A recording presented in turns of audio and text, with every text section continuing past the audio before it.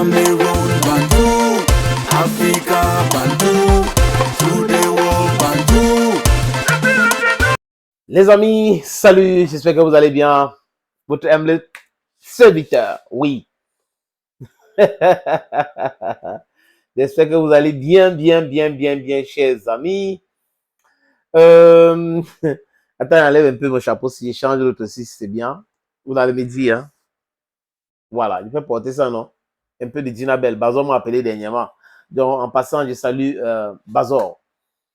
Il y a un avocat qui a expliqué les choses clairement. Maître Bissot. Il a dit que Guibaï Gaïtama devrait savoir que sa plainte-là n'était pas destinée à la commission d'éthique. C'était pas là-bas. Il fallait aller au TCS. Il y a des tribunaux pour détournement d'argent. Mais on ne peut pas partir sur la base d'un document qui circule sur les réseaux sociaux pour porter plainte. Je pense aussi humblement, les amis. Parce que les lanceurs d'alerte, des menteurs d'alerte, des manipulateurs, des gens qui ont toujours menti, vont se lever un matin, publier un document. On n'a pas authentifié le document, mais on commence à dire tel a détourné. Maintenant, si Eto a détourné, commençons par définir le mot détournement. Moi, je pense que s'il a détourné l'argent, il doit payer et il doit être sanctionné. Là, il n'y a pas demi-mesure, les amis. Mais seulement en connaissant ce qu'il accuse aujourd'hui, je peux mettre ma main au feu que c'est de la manipulation. Madame Céline Eko fait une sortie où elle est claire là-dedans. Mais Guibaï Gaïtama maintenant, ex au membre du COMEX. Parce que lui, depuis Best Weston, depuis quelques années, il ne siège pas.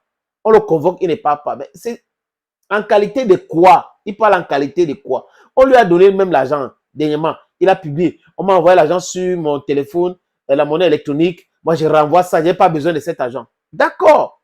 Bon, d'accord. Mais on t'explique maintenant, Guibaï, que tu as tout faux. Tu as tout faux. Tu ne peux pas avoir gain de cause. Vous voyez très bien que nous sommes dans une situation où ce qu'on dénomme aujourd'hui des lanceurs d'alerte ont mis sur, n'est-ce pas, sur la toile et auprès de l'opinion publique un certain nombre de documents dont on ne sait quels en sont, n'est-ce pas, l'origine et quelles en sont même l'authenticité. Mais toujours est-il que nos procureurs et nos juges des réseaux sociaux sont également allés vite en besogne pour trouver de manière lapidaire, n'est-ce pas, tout sur le coupable, et ils sont tout simplement abstenus de ne pas, n'est-ce pas, infliger une sanction.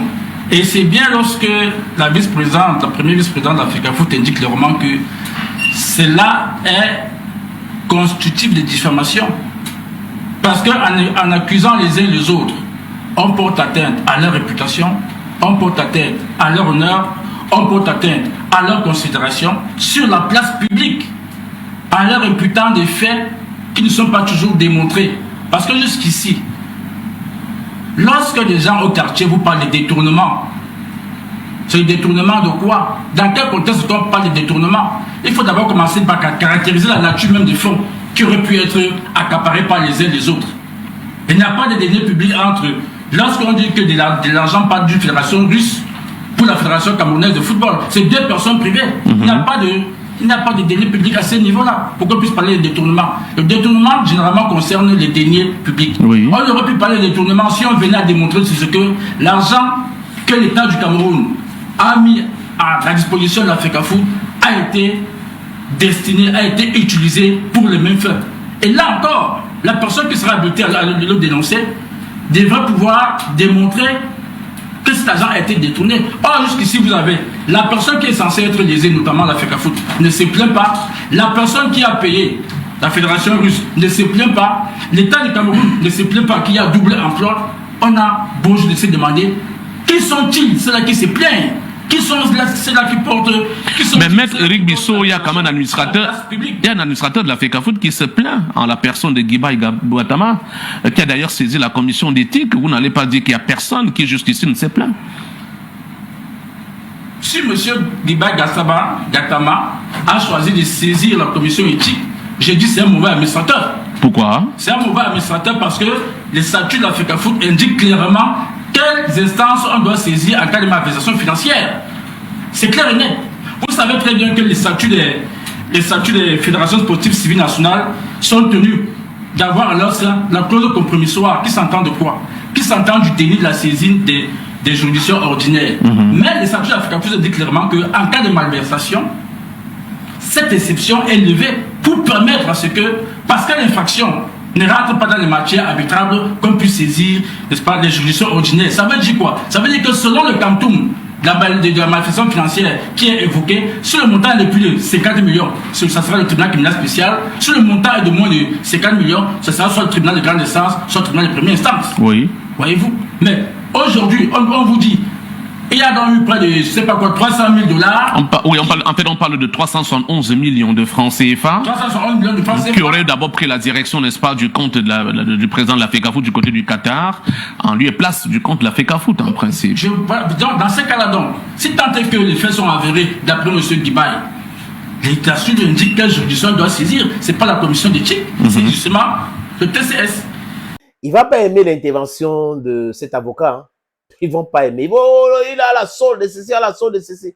Ils aiment des gens qui vont leur dire des choses qu'ils aiment entendre. Oui, wow, oh, tu as porté plainte, tu auras rien de commun. Mais tu ne peux pas dire que la commission d'éthique de la Fédération camerounaise de football est à la solde de Samuel Eto'o-Fils. Et toi, tu portes plainte à Samuel Eto'o-Fils là-bas, alors que tout le monde dit que c'est une organe indépendante. Toi, tu dis non, ce n'est pas indépendant, c'est Samuel Eto'o-Fils qui gère tout là-bas. Mais tu pars encore là-bas. Il y a le TCS, il y a le tribunal comme cet avocat a dit. Il faut donc aller là-bas, porte plainte là-bas, et tu as gain de cause, on voit. Et tu avais déjà commencé à communiquer. Hein. C'est toi qui nous avais informé à travers un communiqué que tu as porté plainte. Hein. Il faut que tu nous informes, comme tu avais dit dans ce communiqué-là. On a besoin de cette information, Guibaï Gaïtama. Dis-nous, quand on va t'humilier là-bas, il faut venir nous dire encore.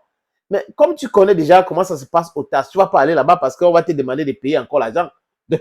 La plupart fuient. Les Foster, donc les Semengue, les Ndjiri, ils savent. Ils préfèrent maintenant écrire directement à la FIFA et la CAF parce qu'ils peuvent aller au niveau du TAS. Après, ils vont perdre. Et ils vont perdre pas seulement le procès, mais aussi en argent. Quand un avocat comme ça, qui maîtrise le dossier, parle, les gars, c'est fâche, il parle quoi? Il dit quoi comme ça?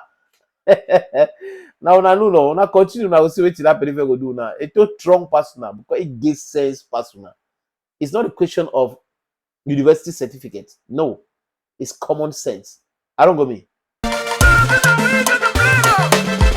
Cameroon Bantu, Africa Bantu, to the world Bantu. Cameroon Bantu, Africa Bantu, to the world Bantu. Ici c'est chez nous, call us Bantu.